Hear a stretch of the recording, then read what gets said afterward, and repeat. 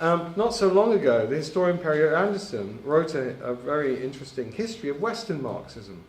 And in it he said Western Marxism's great failure was its inability to kind of connect to the working class. That ultimately produced a lot of very interesting philosophical writing, and actually a lot of literary criticism, quite interestingly. You might think about why that is. But in terms of its ability to connect to social movements, have done so quite poorly. And yet, one of the reasons to think about Marxism again now is the rise of what we might call the anti-capitalist or the anti-globalization movement, which has started to write, which has started to produce works of sociology or kind of political sociology, if you like. And it's there I kind of try to think, it's there I sort of begin with. Particularly the work of Hart and Negri. I don't know how many of you have read Hart and Negri.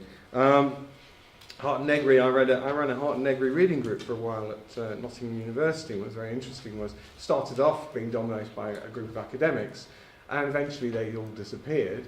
And the people who started to come along to this reading group were people who called themselves revolutionaries, who worked at Pizza Hut in town, sort of thing. So I thought that was quite interesting, that there still was a taste for revolution there, but of a different kind from which we might think about 1917. It's not possible to talk about Marxism, I don't think, without also talking about revolution. And in this book, what they do is they talk about the privatization of the commons. It's that the revolutionaries need to sort of think about, to win back and expand the common and its power. And, there's talk about campaigns against sweatshops, wars in Afghanistan, the Occupy movement and so on, but they need to go beyond the rule of capital. How do we do that? It's no longer the industrial working class, but this group they call the multitude, who don't want to take control of society anymore through the state in the way they did in 1917, but to imagine how we might go beyond capital. So it's not about taking power, if you like, through the state. Here there's a demand for what you might call a kind of global citizenship, which crosses over borders and so on, and to think about what revolutionary activism might be like in a kind of post-industrial sort of sphere.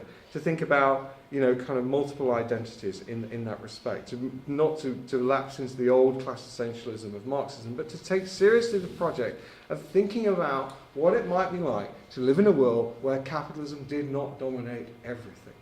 Okay? And I still think that, and you can all tell me I'm wrong later, is a question worth asking. And yes, and of course, they overstate our capacity to resist and to rebel against capital. Yes, there's various mistakes that are made. The other mistake I think that they make is that there's a sense in which theory that floats free from any kind of cultural locations and coordinates. It's a kind of universal theory which is sort of produced. I would agree with much of that. But that they wanted to develop, if you like, a critical kind of Marxism which is going to ask questions about capital. So you might then think, well, what then does Marxism have to operate? Surely, after the financial crash in 2008, these are pertinent questions about capitalism. We need to talk about capitalism.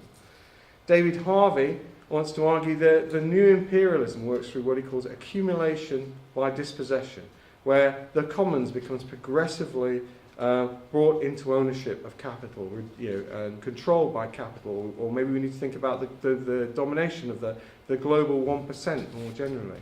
Or we might want to think about the ongoing nature of the class struggle, which again sociology never talks about, but it's there, it's still with us. The battle that goes on over what you might call the economic surplus. Who's going to control the economic surplus? Who's going to control profit? Who's in charge of that? Is it going to be privatized and kept by the owners of the global 1%, or is it going to be used in the interest and benefit of the community? That is class struggle. It hasn't gone away. It's still there. We might not like the word, we might want to talk about it, but it is still there. Sorry about this. So in terms of like the new sociology, I'm like sounding incredibly old-fashioned now, but there you go. Maybe we'll get on to some other stuff in a minute. But also in terms of what Lynn Jameson was just talking about the ecological movement.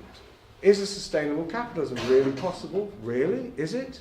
Is that really going to be possible? We're going to have a society that's sustainable, driven by capitalism, driven by consumerism, where people confuse wants and needs and so on and so forth, and you're told to buy things that you don't really need, etc., etc. That's really going to be possible, is it? Without challenging the rule of capital?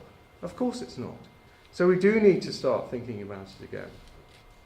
So if we then go back to Marx, okay, inevitably I was going to have to do some of this, okay, sorry about that. What is it we would then take from it? Well, I think that in Heart and Negri, actually, despite all the kind of theoretical complexity in it, I would argue there's actually a kind of humanist Marxism at the heart of the project. They probably disagree with that, but I think there is. Because one of the things they're asking us to do is to kind of rethink the possibilities of who we might be and what kind of beings that we are. And this sort of normalisation of the dominance of capitalism, but also the normalisation of the idea we're all sharp-elbowed, we're all in competition with one another, this sort of neo-Darwinist sort of notion that every undergraduate comes into, who I've ever taught, apart from Kim there, okay, kind of already believes in. Kim never taught all these things, okay, already believes in, okay, and yet, you know, it's there. Whereas with Marx wants to say, he talks about what? He talks about inequality? No, well, not really. Actually, what he talks about is dehumanization. It's the dehumanization, the alienation of capitalism that really matters to Marx, okay. Marxism. And I think there's something we can still make out of that, and I'll get on to that in a minute. Marxism, of course, okay, I'm going to have to say this, has got all kinds of historical problems, okay? This sort of bloody, battered Marxism, we can't just kind of resurrect it from the ground any longer. You know, we are going to have to think quite carefully about what it is that we're doing with it. I'm just going to mention a few of its problems historically. How it became converted into a dogmatic theory that justified violence and repression, you know? Think about 1917 and so on and so forth. How it consistently overestimated the revolutionary nature of the working class, and how it hasn't really understood what it was like for the working class to live inside a society that was based upon hierarchy and discipline and subordination and so on and so forth, so then people might worry about rebelling and so on. How it hasn't really been that interested in the experience of the working class quite often. It's been more interested in building kind of large theories and so on and so forth. And yet, actually, how, in terms of the way in which capitalism has developed, resistance and the resistance to capital has been very much part of that kind of dialectic, and yet a lot of Marxism has written that out of the argument. Also, it's kind of Marx's love of kind of technology and technological change and the creation of abundance and so on. Yeah, Marxism wasn't just about criticising capitalism, it's also a bit of Marxism was in love with it as well, because of the amount of commodities it seemed to create. And that if we could only just get rid of these horrible relationships that existed, then this abundance could be shared with the community. And that's obviously a very problematic set of assumptions in a world which is ecologically fragile. Okay, in a world where we are going to have to somehow learn to live with less, as Lynn was talking about earlier.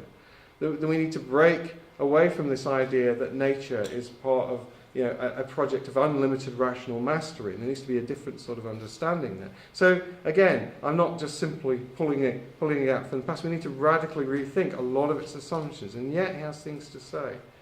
So, for example, in the knowledge economy, okay, which it's now called, I teach a course where we talk about the knowledge economy, not the knowledge capitalist economy, which I would prefer.